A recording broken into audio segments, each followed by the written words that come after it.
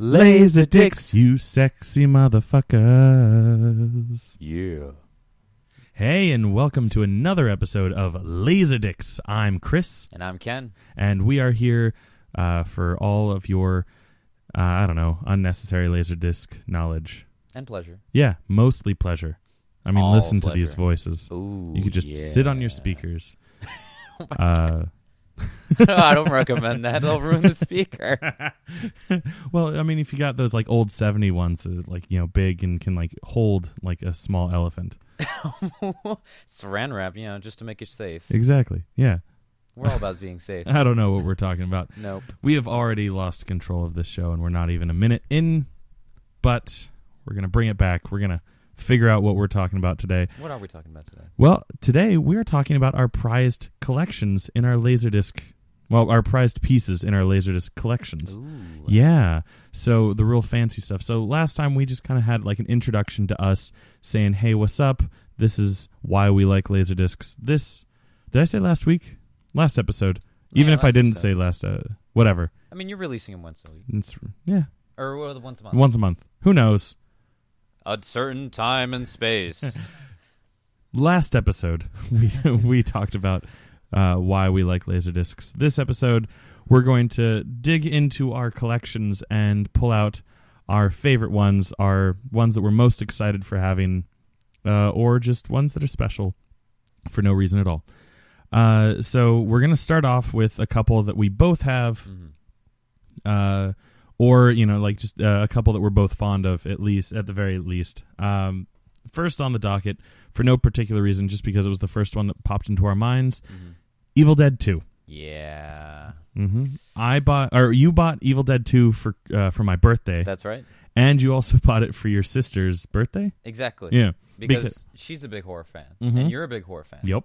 And I was like, hey, you told me about this really cool release, that a blood red LaserDisc. Yeah, now, if you've never seen a LaserDisc, but you have seen a CD or a DVD, same thing. Yeah. Same color. They're all kind of like that reflective silver, like a mirror, for the most part.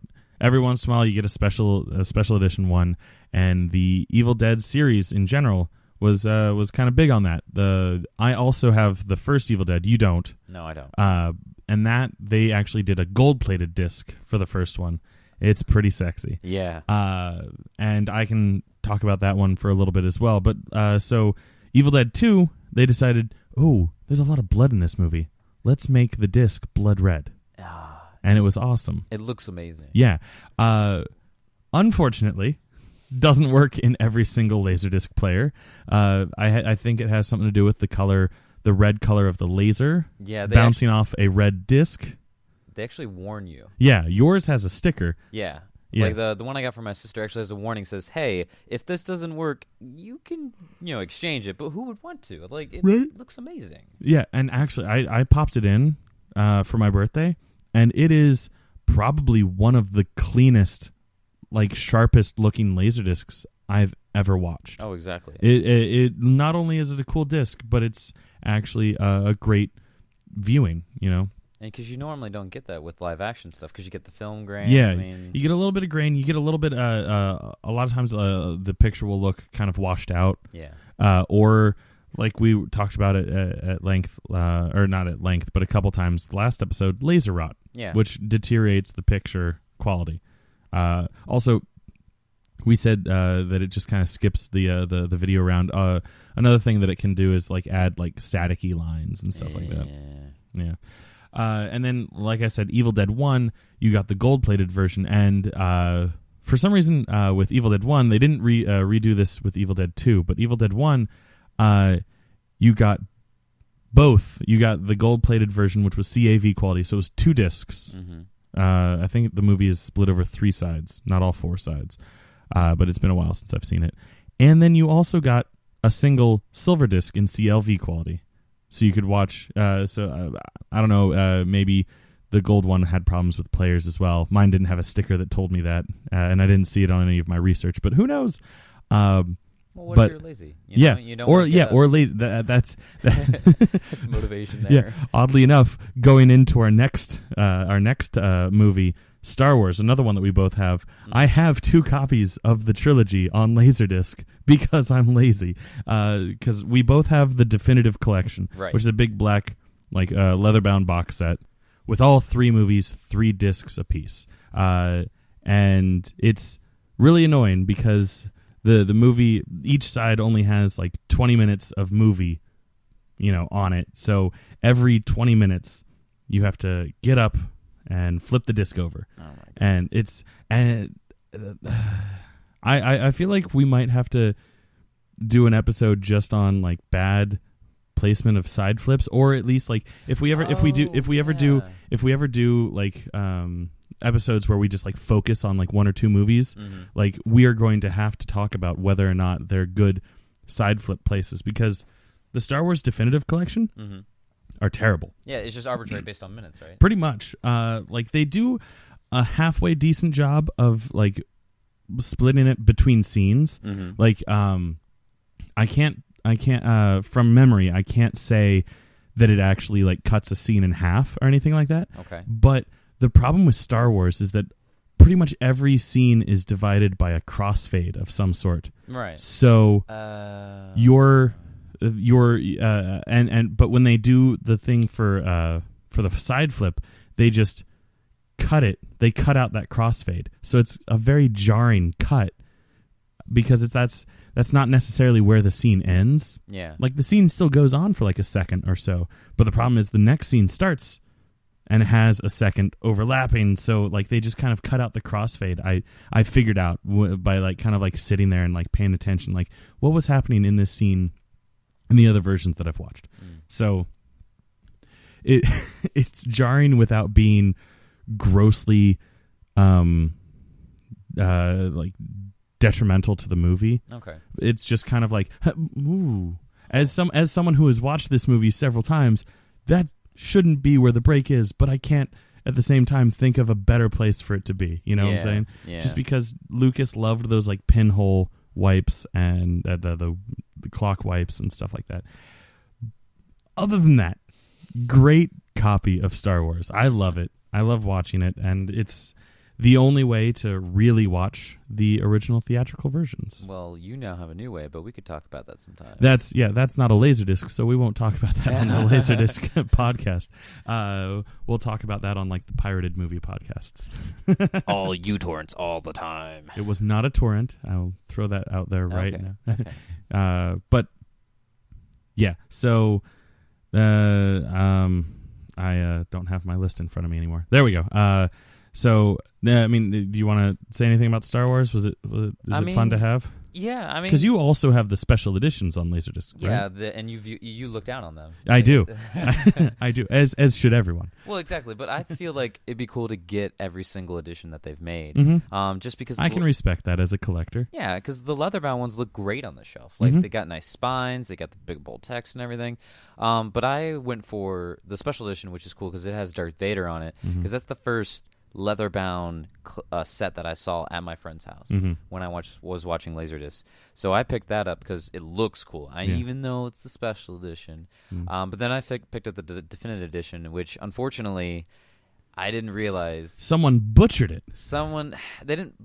They pretty much did. The box, at least, not the actual disc. Yeah, they cut out a poster that came with it. It's my version had that, but it was just hanging loose. It was basically like the back of the box information was just kind of loosely hanging within the plastic, but for some reason the previous, or who knows, maybe one of the previous owners of your copy decided to tape it to the cover because it does kind of have. Is it like a trilogy? It's just the cover of A New Hope. Yeah, like Luke holding. Yeah, and they decided to tape it on. Yeah. Well, not even tape it. It's super glued. Oh, even better. Yeah, so I can't take that off really. Oh. I mean, without residue. But it's a shame. It's a shame because the actual front of the box is really cool because it's etched in silver, like Star Wars, like how it is on the spine. Oh right, yeah. But it's huge because it's the front. It's the face of the box. Well, I'll let you like snuggle with mine so you know what it feels like. Oh, this feels so much better. Accurate. Yeah. But so I think eventually, I mean, like what? There's definitive, there's special edition. Do they have a Criterion? I don't think so. Okay. I don't think because I can't remember any of the other formats having a Criterion release. Well, then I guess I could always get like the original like printings. Yeah. Like the ones that just have their full screen, so they're not widescreen, but they have like the full screen beautiful art that they did for all the like. Who did that? Like Drew Struzan, I believe, is the. I can't guarantee that that's what's on the cover of the ones that you're thinking of, but like when like the Star Wars cover art and posters come to my mind, it's Drew Struzan, the same guy that did Indiana Jones and Back to the Future. Yeah. So he's very famous for doing all of those. I do know that when I got the single copies of my LaserDiscs in the CLV versions, so I only had to flip it once. I took a picture of them and I posted on Twitter, and I was like, "Look, and it's got the Drew Struzan poster covers."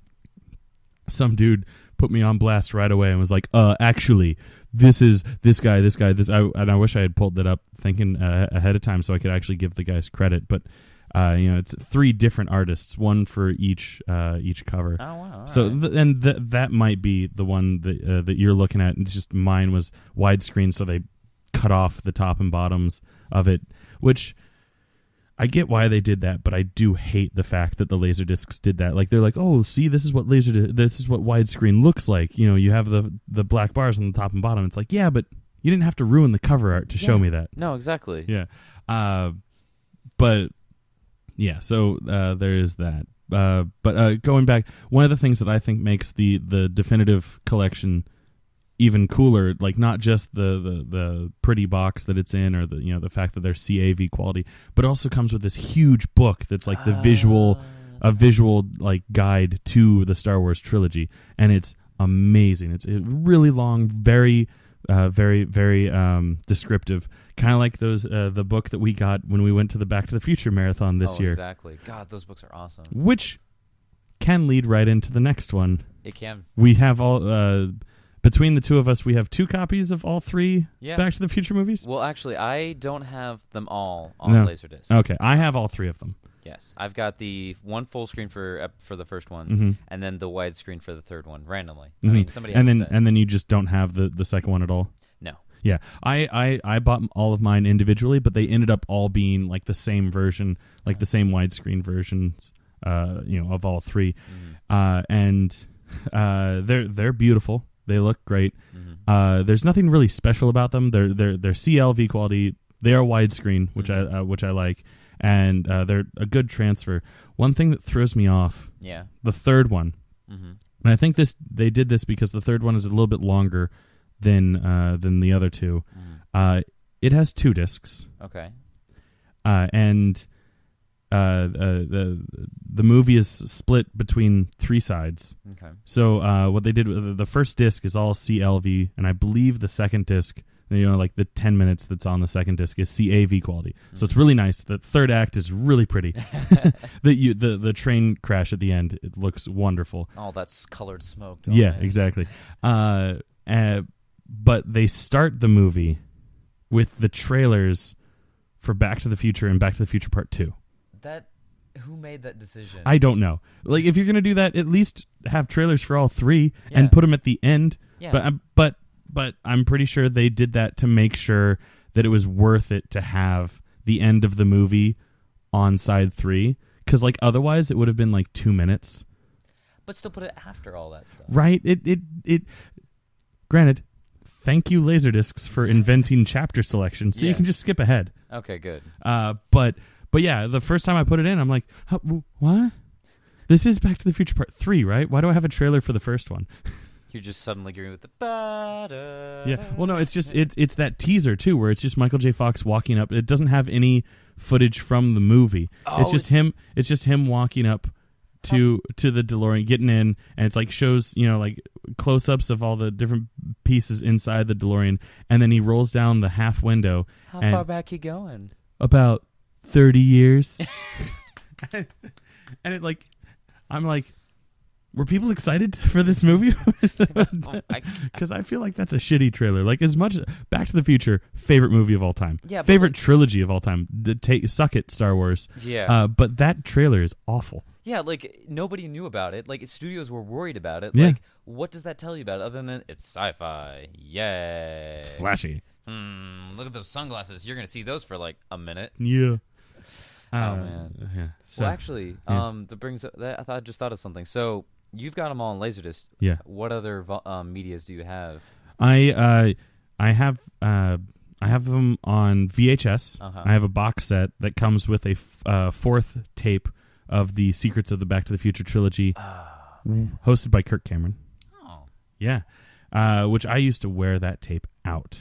I went to film school, and I give credit to my desire to be a filmmaker, partially to Kirk Cameron, with that little behind the scenes featurette, and partially to my copy of Thriller, because it also had the making of Thriller, and I actually watched the making of Thriller more than I watched the music video Thriller. And now I have it on LaserDisc as well. Like I used to just rent that tape from Blockbuster all the time. Oh my god! But then I also have them on Blu-ray. And I used to have standard DVD, but when I got the Blu-ray, I was like, "There's nothing really special about these DVDs. Like all the supplementary, featurettes and stuff like that are on the Blu-rays, and they're added on too. Yeah, yeah, and the Blu-rays look a million times better. And I like." Part of like now looking back, I'm like, well, but that's my favorite movie. I should have kept those DVDs, as just like the collector in me. But like the sensible person in me was like, you don't need DVDs if you already have Blu-rays. See, that's where we differ. Yeah. Well, I still have the VHSs, but that's because that's a nostalgia thing for me. I was like, oh my god, I was raised on these VHSs. Yeah. No. Never gonna throw away VHSs. Exactly, but that's where we differ because like I have the VHSs, I kept the DVDs, I've got the Blu-ray, and I'm probably need to get the you're building your LaserDisc. Yeah, exactly. And I'm building the LaserDisc, and now I just need to get the special edition Blu-rays that the just the 30th anniversary. Yeah, with the flux. Yeah, little flux. And we both have our Pepsi Perfect bottles. Oh heck yes. Yeah, Pepsi Perfect, pound it. Yeah. Oh my god. I'm so glad that this is an audio podcast, so no one actually saw that we're so excited to pound it. I mean, I'm pretty sure they can sense that we're exuding yeah. nerdiness. Yeah, you can hear it in our voices. Well, you see. A hoverboard wouldn't work because... but I invented one in my backyard. You want to try, ladies? Moving on from Back to the Future, right? Because they didn't really make any special versions of the LaserDisc, so there's nothing really much more to talk about except for the fact that we love Back to the Future. Well, exactly, because they didn't do the special edition like going back a time before, like a time after, until DVDs and VHSs came out. Next on the docket, Blade Runner. Ooh, well, that's your big. Yeah, that's one of my prized possessions because that's one of my favorite sci-fi movies of all time. And I actually have the Blu-ray box set that has all 5 of the different versions. And last episode, I talked about how I have 2 different versions on LaserDisc. And while one of them is the Criterion international cut, which I don't really like because it has the narration, the other one is the unauthorized director's cut, which I do like, but it has that shitty laser rot. And I just can't win when it comes to the LaserDisc versions of it. But I do love the fact that I have them. And it is something special to me. And also, another part of it is that in the Matt Fraction Hawkeye solo book that came out a couple years back, there's a scene, a page of panels where where Hawkeye is going down looking through boxes in his basement or whatever, and he pulls out this one box and he's like, "Oh, all my old LaserDiscs," and he picks up Blade Runner, and he's like, "Oh, I love this movie." For whatever reason, naturally, all my friends are like, "Hey, Chris, look, there's LaserDiscs in this thing. I gotta show you." That, and I was like, "I have that movie. I have it right here." And I even I did my first cosplay at New York Comic Con this year, 2015, and I was that Hawkeye holding my LaserDisc. I'm proud of you, buddy. That's your first interaction. Yeah, right. Up. Yeah. Did anybody? No one got it. I'm sorry, buddy. It's all right. Even my friend who sent me that page didn't get it. Oh. I think she saw the outfit and she was like, "Oh, okay, that looks kind of like Hawkeye," but she didn't make the correlation with my holding. It was just the fact that I was wearing a Santa hat and a blue sweater and I had the bandages in the right place. The LaserDisc didn't do anything. And then if anyone else got it, they didn't say. I didn't get stopped for pictures. I didn't hear anyone go, "Ooh, that's a Hawkeye!" Like, because I also dressed up as Seuss, and I got a couple people going, "Seuss, Mr. Fix-It himself," and I was like, "Dudes, hey dudes, what's going on, dudes?" But yeah, so I like having Blade Runner, and I like watching it, even if I do have to listen to the narration or suffer through the laser rot, or walk over to my DVD shelf and get the Blu-ray. Like I'll watch it. And one of these days, I'm gonna watch all 5 versions in one quote unquote sitting. Good luck. Yeah. Oh my God, how long is that? They range from like 113 minutes to 120 minutes, I think. So basically 2 hours apiece. So that's 10 hours. All right, that's doable. That's doable. That's doable in one day. That's no Lord of the Rings. Oh my God. Lord of the Rings with all 3 Hobbit movies, about 21 hours. Imagine if that came out on LaserDisc. That's like 10 LaserDiscs for one movie. Because we need to get the CLV. See all the Lord of the Rings movies on 100 LaserDiscs. I'd watch it. Yeah, I totally would want. I put it on my shelf. Well, I want to know if that would be the shelf. That would be the shelf. The shelf dedicated to Lord of the Rings. Yeah. Oh my God. So that's your baby. That's your baby right there. Yeah. What's one of the ones that's just you? Okay. Well, I talked about it last time, but when I first got my start, I got that collection of anime Laserdiscs, and one of them was Ava, because I am a big time Ava guy. Like, for those of you that aren't Ava people, that's Evangelion. Oh. Neon Genesis. Evangelion. New Century Evangelion if you live in Japan. Yes. You know, you you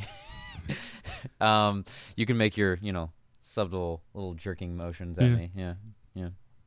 But anyways, so like I love Ava, and the fact that it had it there for for that price, it was amazing, and they had all the bonus things. So that's one of my prize sets, because the box set is like, half a foot thick. I've seen it. It's huge. It's you could fit a baby in it. Well, you do, because there's a plushie in there. Exactly. So you can fit a baby in there, complete with extras, bonuses, and all that. So that's one of them. The other, I've been seeking out like a lot of out of print LaserDiscs. I mean, that is to say that all LaserDiscs are out of print. Yes. Yeah, all LaserDiscs are out of print, but these no one is printing new LaserDiscs. I mean, I'll be the first. Yeah.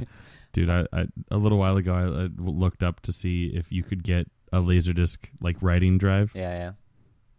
I was like $2,500. Let's go. Let's invest. Go up to the bank, like, hey, excuse me, sir, Mr. Bank. I need money. I need money for this particular reason. Get out. Get out. I was saying that, like, if I ever like hit it big as a filmmaker, I would love to like just do like a limited run LaserDisc printing of my movies. There you go. Just so like only the fans, the super fans that follow your work as a podcast, will have LaserDisc players. Well, the Mystery Science Theater, what was it, Kickstarter or Indiegogo, whatever it was, that ended just a little bit ago. One of the rewards, like if you gave them, like $500 or something like that, you got a VHS copy of the first episode of the new season. Oh my God, that's right. They're doing stuff like that. Yeah, like the Awesome Mix Volume 1 for Guardians of the Galaxy. Yeah, it's actually come out on cassette. Oh my God, that's funny. Yeah, so we could do it. We could be pioneers of the LaserDisc throwback. Oh my God. Well, I'm already gonna get started on the covers. Yeah, I need to do that. That'll be something fun. Yeah. So anyway, so Ava. So yeah, but I'm after like out of print stuff that just hasn't come out on DVD anymore, and some of the stuff that I found. So out of print movies in general, not just because the LaserDiscs are out of print. Exactly. So they haven't really released this stuff on other mediums. So what I found is there's these really cool. It's a 2-set, like number 1 and volume 2 of NFL blooper reels from the 60s. So this stuff is crazy because like I remember like in the 80s and 90s, like sports bloopers and follies were like huge. Oh, exactly. They had like TV specials like once a month. Exactly. They still do to this day. Like they have ESPN. Yeah, I'm segments. sure. Yeah, Sports Center has a segment or something like that. But like, Yeah, they had like whole like featured home media length versions of stuff. Exactly, and that's what was so cool about it. Like, it's a time capsule pretty much, and what makes it even better is that the first one's like narrated by this old-timey like, come on fellows, pick up the ball, see it, come on guys, Butterfingers, that's what you are. So that's what makes it great. And the second one's amazing because they get Mel Blanc, the voice of Bugs Bunny, Daffy Duck, and like almost every other Looney Tune. Exactly, they get him to just record and just narrate everything, just like in character. Yeah, in character. Nice. Like, it's like, come on, guy. Like, I can't do Bugs Bunny. Yeah, what's up, Doc? Oh man, gotta go for the 49 yards. Shit like that. That sounded like John F. Kennedy trying to do Bugs Bunny. I like it though. I like it. Well, no, if I was gonna do John F. Kennedy, I would do it kind of like Clone High, like, oh man, I'm totally gonna score with that gal. Come on, Gandhi. Have you yeah, oh yeah, no, I know Clone High. Clone High. It was great. Say what? Hey you, get off my dinghy. No, not you. Oh my god. So I don't really have too much like backstory about those other than they're cool things. I did bring one or two with me. I actually brought LaserDiscs. Yeah, hey, that's fine. We're recording in my studio where I have all my LaserDiscs, so I don't need to bring them. But you feel free to bring LaserDiscs whenever we record. Well, I mean, let's see. So I brought the Ava, and I brought the football one. Mm-hmm. But then I found... And to clarify, real quick before you go on, this Ava, that's the end of Ava, or... Yeah, that's the end of Ava. So this is the movie that they released. So this was like the... That was the bookend of the series? Exactly. This was the, hey, we got a budget now, let's do what we want to do. So this was, for those of you that are a little unsure or maybe don't know at all, Ava had, what, like 22 episodes? 26 episodes? Yeah. In total, like including this, or... Okay. No, basically the way that I'm sorry, I just see the 25 on the cover, so that's why I asked. Well, no, but like the way it works is that, well, this one normally, So basically, the way that it works is that Ava had 26 episodes on air, and then the last 3 they ran kind of out of budget. So instead of kind of like stopping early, they decided to make this kind of cool. Well, some people didn't find it cool, but like this, I found it cool. Yeah, I mean, it was unique. It was unique. It was like kind of. It was very artsy. Yeah, like an artsy. That's the best way to describe it. It was all inside. What's his name's head? Shinji. Yeah, Shinji. Yeah, it was almost like completely inside Shinji's head. So you're not actually seeing what's going on. You're seeing how he's interpreting it. Exactly. So that's why when they got budget back, they're like, hey, people were saying, hey, this ending is not what we wanted. We want a proper ending. They went and they released this movie. And I totally understand like it not being a good ending to the show because the show was built on all these action sequences and fights and stuff like that, and kaijus, for lack of a better term. Yeah. And then you have this real artsy fartsy, something that people can appreciate, post hoc. Exactly. Looking back on it, be like, oh yeah, no, that's really well made. Like I like now that I've like been to art school and been enlightened and all that stupid bullshit. Like I look at it and I'm like, oh, that's so pretty. But I, at the same time, as a fan of the show, I was like, but ultimately unfulfilling. Exactly. I was not satisfied with the end. People were pissed. Like they sent death threats and stuff like that. So that's why when they made this movie, the first half is this big action sequence. But being the second half, they go back to a little bit of that fartsy stuff, just well animated, as a big fuck you to the fans. Yeah. So. And then they also had like live footage from the theater. Yeah. For the premiere. Yeah, it's a fun story. Like when they premiered this, right before it actually aired, they actually recorded everybody in the theater sitting down. Because they had because it wasn't just a made-for-TV movie, it was actually like a big... Exactly. Or at least it had like a premiere. Yeah, it had a premiere. So they recorded the footage, ran to the back, and spliced it in. Yeah. So now people are like... You can actually look, if you look in the small details, you can see people dressed up as Shinji and Asuka, scattered throughout the audience. It's really cool. And especially once you know what's going on. Exactly. Like when we were watching it together, and when you were telling me like, oh, see this audience? That's actually people watching the movie right there. Like, how much of a mind fuck can that be? This guy, the director, Hideaki Anno, is the king of mind fucks. I need to... You were, as a small aside, you were telling me a while ago about some of the other things that he's made. I need you to like write down that list so I can actually look into it. Because like, I'm not crazy into anime. Yeah. I have, picked and, chosen a couple things that are like, okay, that's good. Mm-hmm. That's good. Mm-hmm. But like you showed me this just like almost like a demo reel of his. Oh, exactly. Yeah, I and remember like that. almost every single one of them, I was like, I want to see that whole thing. Exactly. No, that's the thing. Like, if you just sit down and watch Hideaki Anno's work, that's a good assortment of anime because he's done so much. Live action, love dramas, action. Heck, like this one of the other DVDs that I brought with me, Nadia and the Secret of the Blue Water. LaserDiscs, not DVDs. Oh, I'm sorry, LaserDiscs. But yeah, this is one of the animes that I got from Katsucon, and just it's also directed by him. Yeah, you know, it's right before Ava. CV and CAV. Oh, yeah. That's quality. But yeah, and it also has the Japanese and English soundtrack. So yeah, and for anyone that is big into anime, we are planning on doing an anime-centric episode later on where just basically Ken's going to take over. Yeah. Because I have Akira, and that's it. Well, you can talk about that. I mean, yeah, I can talk about Akira. But what I'm saying is in my collection, that's like the only anime I have. Gotcha. Well, then, yeah, I will supplement with like the volumes upon volumes. I've got Ava. We'll get to like maybe half of your collection. Exactly. And you'll probably still be better at talking about Akira than me. Yeah, I mean, I know things. I know things and stuffs. Yeah. Then I guess the final one that I actually brought today is Comic Book Confidential. And I actually got to see a little bit of that while I was over at your house the other day, and it looked really good. Yeah, no, like it stands out just because like it's about the history, not just like hey. Comics and this is cool. actually really cool cover art. If you guys have a chance, if you're sitting at a computer or something like that, look up Comic Book Confidential, a film by Ron Mann. 2 N's. Yeah. And it's a really cool, like this is something that I would totally put up on a wall. Oh heck yeah! Especially for both comic book fans and for LaserDisc fans. Exactly. Mostly for comic book fans because it doesn't have a LaserDisc on the cover. Yeah. But you could pull it out.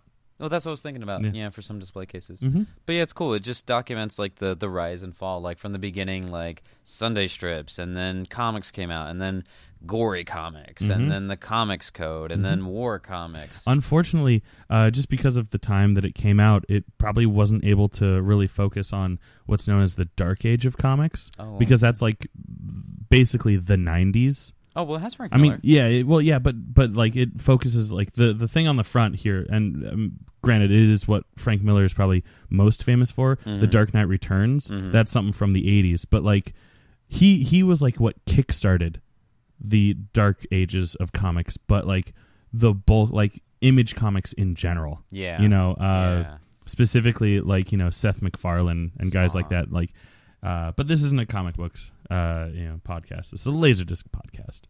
And with that, I'm going to take control again, and I'm going to talk about the fact that I have E.T. the Extraterrestrial. I have this really cool collector's edition box set, which I still haven't actually watched because my friend Zach. Hey, Zach, look at that. You got a shout out on something that wasn't the Geek Out Catching Up show. High five, Zach. Yeah. Zach's cool. He's one of my best friends. We went to school together, but he refused to do a podcast with me, so fuck him. Hey, Zach. But Zach was nice enough for my birthday. Like I had just put out this list of like LaserDiscs that I want for, you know, and people looked at him. He got me one of my white unicorns, which is E.T. the Collector's Edition, and he somehow managed to get me one still wrapped in factory plastic. And so half of me was like, yes, I have it, and the other half was me was like, fuck you, Zach. Now I can never open it because the collector in me won't allow me to break the seal. But the whole reason why I wanted it is because it's the only way, one of the only ways to watch the deleted scene that features Harrison Ford. Oh, no way! Yeah, Harrison Ford actually plays the kid. What the hell is his name? Elliot. Yeah, Elliot. He plays Elliot's science teacher, the teacher that is doing the frog, the cutting open the frogs. Oh my god! But you don't actually see. Or maybe it's not that teacher. He plays one of his teachers. Right. But you don't actually see him in the final movie. But there's a scene that was deleted from the movie, which is a parent-teacher conference. And this is why I think it's a science teacher. I haven't seen E.T. in at least 20 years. Me neither. Like when I saw it, they still had guns. Yeah, exactly. I've never seen the walkie-talkie version. No. and I don't plan on ever. Because you're a decent human being. Exactly. And Steven Spielberg put it back and apologized. Oh my God, that's Take right. that, George Lucas. So I'm pretty sure he's having a parent-teacher conference with Elliot and his mom after the frog incident where he, releases all the frogs. Oh yeah, that's right. Oddly enough, like I found the scene on YouTube, so I have seen it. Mm-hmm. You don't actually ever see Harrison Ford's face. What? You hear him talking. That's a letdown. Yeah, right? Like, why? Yeah, I don't know. Spielberg, come on, you love this man. Exactly. You do fun stuff with him. Yeah. Come on, put him in your movie. Yeah, come on, do it for us. Yeah, for the fans. Yeah. So thank you and fuck you, Zach. All right, so you've got that. Uh-huh. You said you had a bunch of Kevin Smith movies. Yes. So Kevin Smith, famously huge fan of LaserDicks. That's right. Oh yeah, you had that connection. You had a connection with him. Yeah. Well, not with him. I had with Jason Mewes, the guy that plays Jay in all of the View Askew movies, who is hetero life mates with Kevin Smith. So it's basically like having a connection with Kevin Smith. But so I went to AwesomeCon and I had Clerks and Mallrats. Mallrats being my favorite View Askew movie, and then Clerks just being the first one, the View Askew movie. It starts it off. Yeah. Yeah. So Brian O'Halloran, who plays Dante in Clerks, was there, and I got him to sign Clerks. And then Jason Mewes was right next to him, and I got him to sign Mallrats, mostly just because it was my favorite one. Mm-hmm. And both of them talked at length about how they would just, back in the day when they were filming these movies, they would just hang out at Kevin's house watching LaserDiscs. Jay was like, that was how I saw X-Files, because Kevin had all of the X-Files on LaserDisc. I was like, that's so cool. And then Jay found out that I also had Clerks, and he was like, oh, pull that one out, man. And he signed it for me, and I was like, oh, but I only paid for one autograph. And he was like, I don't give a fuck. So that was really cool. And then keep trying to find a convention where Kevin Smith is signing autographs. He was at New York Comic Con, but he wasn't. Yeah, he wasn't signing autographs at New York Comic Con. We were at the Evil Dead panel, and where he was the host for the panel, and I tried to run up there with my LaserDiscs in hand, being like, "Hey," because I had both my Evil Dead LaserDiscs, and then I also had the View Askew LaserDisc because I knew he was going to be there. So I was like, "Hey, I got these." Like just trying to like weasel it and find some way to make a question to ask them that pertained to LaserDiscs, but they shut down like 2 people before I was able to ask. There was just so many people there. There were, and they were already like a half hour overtime, and there was a panel waiting to go in. Yeah, the regular show panel that I went to. Yeah, whole bunch of angry nerds. Oh man, we run our cartoons now. Yeah. Oh man. Yeah, but you got to ask a LaserDisc question. I did, and now we're gonna do a little care package for him. Still gotta send that. I gotta send that. So if you got anyone you want to donate to the conference, yeah, I do. We'll look through them after this recording. Nice. And then just to round out the show, are there any others that you have? Well, I've got my player. Oh, that's right. Yeah, go ahead and talk about your player. We've heard too much from me in the last 10 minutes. Okay. Well, basically, when I first started collecting, I didn't have an actual player. I just collected the disc. But eventually, the friend that got me hooked, he actually was like, "Hey, you watched my house for a while. I want you to have this." And he gives me this Pioneer LaserDisc player. And now, what's so that's cool? That's pretty sweet. It's pretty sweet that it's Pioneer. Well, I mean, just in the fact that that's how he paid you. Oh, exactly. That's quite a valuable payment. That's a couple $100. Exactly. But what makes it even worth more is that while it is a broken thing, like it needs to get its laser That's fixed. right. I remember we both were looking at it, and we were trying to figure out exactly what was wrong with it. It's the motor for the motivator. The motivator that motivates you to watch these movies. So we need to get that fixed. But what makes it awesome is that this thing is a combination LaserDisc, CD, and Sega Genesis player. Yeah, it has the removable action pack or whatever the hell they called it. Yeah, like an action pack or something like that. Because you have the Sega Genesis add-on. Exactly, and then it came with that.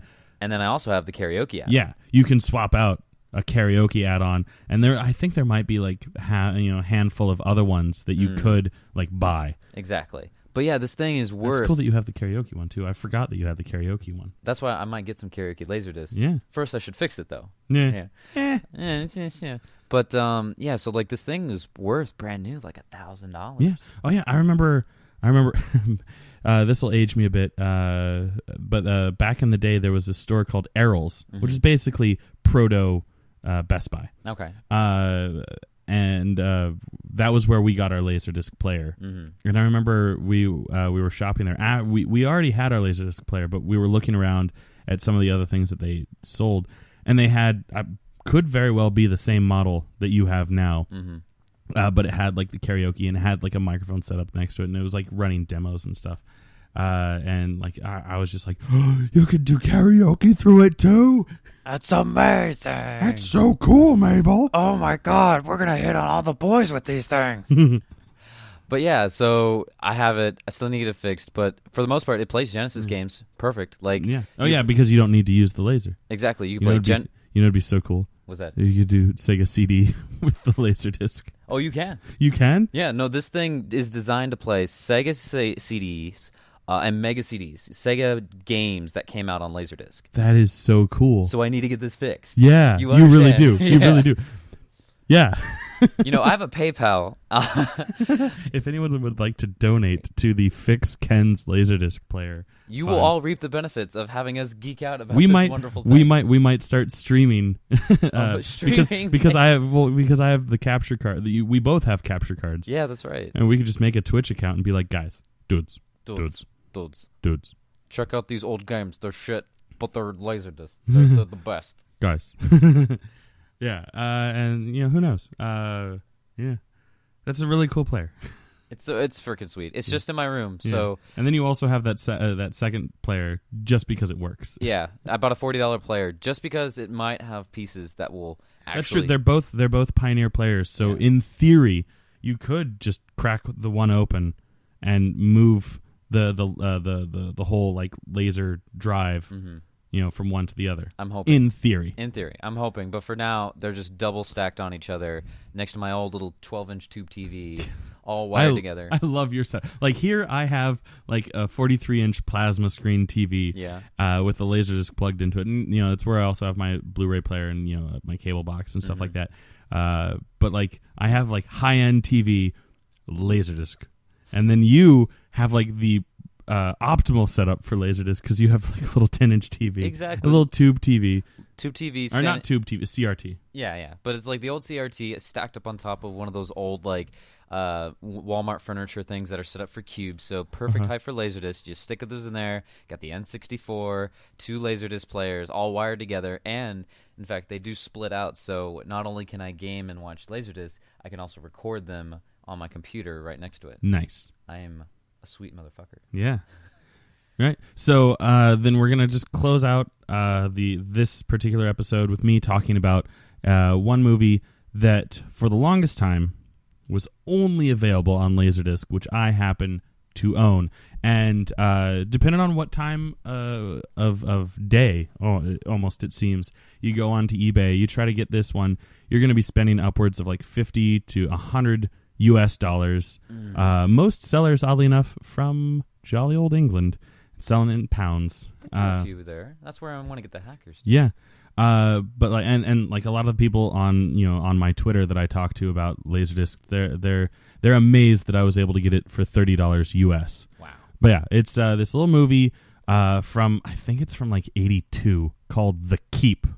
Let me double check real quick, just so I'm not 83. Heaven forbid. I know, right? I was a year off. But yeah, it's called The Keep, and it's about this. It's a really cool movie about this little citadel in Romania, where these I guess Romanians are like kind of holed up, hiding from the Nazis because this is during World War II. Okay. And they're just kind of chilling there. They're not fighting. They're not doing anything. And then Nazis just occupy Romania. They've conquered, and they're coming in, and they're like, we have decided to take over the citadel. That was a terrible German accent, but that's what you get. And they start like taking over everything, swapping out everything for Nazi stuff, and they find this little like do not enter prison room kind of thing. Mm-hmm. Long story short, turns out there's some sort of like demon that these Romanians they weren't necessarily holding up from the Nazis. Mm-hmm.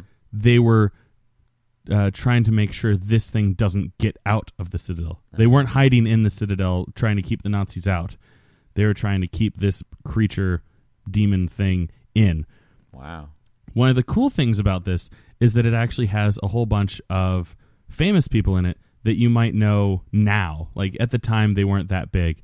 But it's got Scott Glenn in it, who people might recognize as Stick from the Marvel Netflix original series Daredevil, or as I'm more like aware of him as the wise man, the general / the bus driver from Sucker Punch, and he's been in a whole bunch of other movies. He's been in a ton of movies, but like the for me, those were the two that stuck out. It was really cool seeing him like as not necessarily a young man, because he's still kind of old, but like younger, 20, 30 years younger than he was in these recent movies. So like a well-aged man, I guess, like a full-grown man. And then there's Jürgen Prochnow, who if you give me 2 seconds, I have to remember why I know him. But he was in Das Boot. There we go. That's one that a lot of the kids know, right? Dune. He was in Dune. Judge Dredd. There we go. He was one of the he was one of the evil judges in Judge Dredd. That's why I knew him. He's in Wing Commander. This doesn't say any of the characters' names. It just says what movies. Apparently, he was in 24. 24. What did I just see there? The Da Vinci Code. Beer Fest. Yeah. Oh yeah, he was like the leader or one of the heads of the German group. Air Force One. He was probably a bad guy in that. He seems to be. He was a Nazi in this movie, so Robert Prosky, which you might remember. It didn't have a picture, so I'm like blanking on who he is. He was in Gremlins 2, The New Batch. Oh, because that's a fun movie to remember. It is. Oh, wait, no. I was about to say he was in E.T., but his character's name was E.T. in Funny About Love. Broadcast News, that's a big one. Miss Doubtfire. Maybe it's... Death to Smoochie. Death to Smoochie. As an uncredited role as network chairman. Aww. So you probably don't know him from that. But, Miracle... Oh, he was Jonathan Lundy on Mrs. Doubtfire. Last Action Hero. Oh, come on. Oh, that's probably why I know him. Yeah. He was, Last Action Hero. Wait, is he the old man? Nick. Who the fuck is Nick? I think he's the old man. Click on it. Well, I mean, that's just going to go to the movie. Oh, okay. He may be the old man. He might be the old man. And then, of course, Sir Ian McKellen. Oh, my goodness. Yeah. Oh, my goodness. If you need me to read through his credits, you need to reevaluate your life. I don't know why you would be listening to a podcast on the Geek Out Network and not know who Sir Ian McKellen is, but he's in this movie. He's in The Keep from 1983. That's amazing. Yeah, it's a beautiful, cheesy like B horror movie. But I highly recommend you check it out. Like I said, for the longest time, you could only get it on LaserDisc, which is why I'm so happy to have it in my collection. I know you can get it now on like Amazon streaming. But I think no matter what, even if you have Amazon Prime, you still have to pay to watch it. But it's there. And I think I saw on eBay that you can get it on Blu-ray, but I don't know if that's an official release or just someone's bootlegging a digitized version of the LaserDisc. I might look into that further. You'd think I would have done research for the podcast. Oh, come on. But I don't. Oh, come on. You're lucky that I looked up the actors that were in this movie. Specifically brought up the tabs just in case. Yeah, exactly. and you had that wonderful, like those 2 seconds of me sifting through, like why was this person important? I don't even remember. This was an hour ago that I was looking at all these things. So that's our prized possessions. Exactly. Our rarities and oddities. Yeah. Yeah. Yeah, I mean, like, I'm pretty proud of him. Yeah. I feel like we may talk about a little bit later, like, like the bread and butter of our collections, because that's the rare stuff. But like I got a lot of cool 80s. Oh yeah, no, I have Disney movies up the wazoo, and Disney had amazing special edition things. Goodness, the Disney, and then they had the work in progress print for Beauty and the Beast. Like we're gonna talk about those. Don't you worry. Hold on to your underwear. Yeah, and if you like what you're hearing, go ahead and tweet us. You can go through the main Geek Out Show Twitter. I think it's a Geek Out Show at Geek Out Show. I feel terrible. You'd think that I would know this off the top of my head. I've been doing the show for over a year. Well, you have yours, right? And then I have mine. My personal one is at EG Nolan, and Ken has one, I think. Yeah, I mean, let me go with at I Shouted AI. Yeah. I'm sorry. It's at Geek Out Podcast. And who knows, we might open up a specific one for this show if you kids like it. Yeah. Because I'm not going to put forth the effort of doing a Twitter for something that no one's going to follow. Well, hey, but I mean, people could submit their. That's true. That's true. Yeah. Show us your setup. Yeah. Show us what you got. Show us what you got. I should have said this at the end of the first episode, but whatever. Probably by the time this episode airs, because we're recording this one the same time as the first episode. I'm not going to worry. I'll lift the veil. It's been a month since you guys have heard the first episode, but it's been an hour since we've heard it. The magic of time. Yeah, exactly. But yeah, who knows? By now, we might already have a Twitter, and we've been talking to you guys already. You know what the Twitter handle is. All right. I think that's it's a good spot. Yeah, good spot. Good spot. Yeah. Well, thanks for listening. This has been LaserDicks with Chris and Ken. And you guys have a great month. See ya.